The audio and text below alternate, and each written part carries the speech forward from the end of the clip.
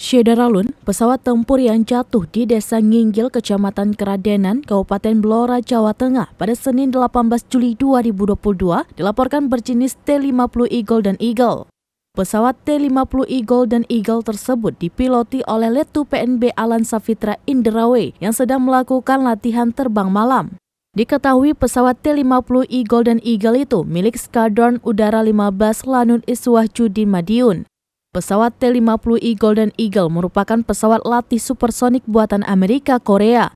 Dikutip dari laman TNI Angkatan Udara, pesawat ini dikembangkan oleh Korean Aerospace Industries dengan bantuan Lockheed Martin.